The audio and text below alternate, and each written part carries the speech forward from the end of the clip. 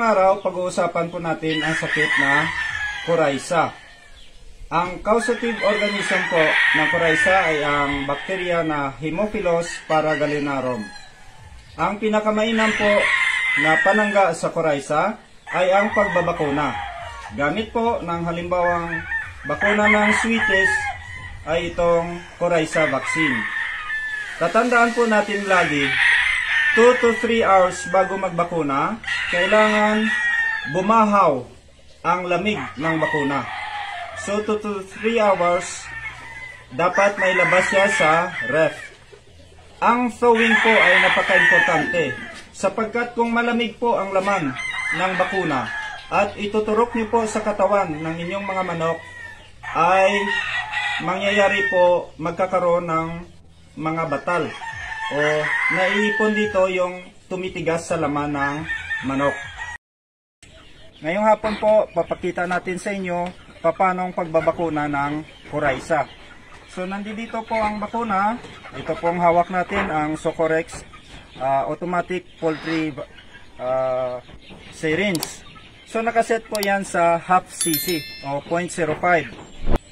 Ang pwesto po ng ating hinlalaki dito po sa wishbone ng ating kakerel.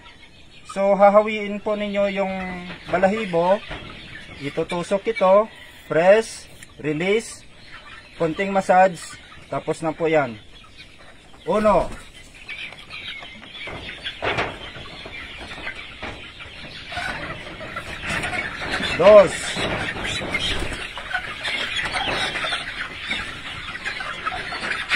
3,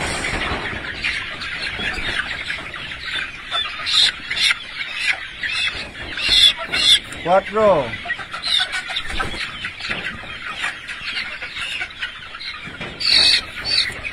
5. Every 5, alugin nyo po ang bakuna para ang uniformity or consistency ng vaccine. Size.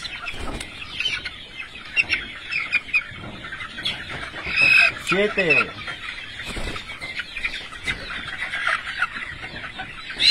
8,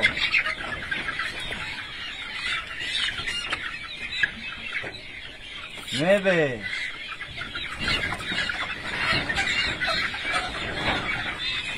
10,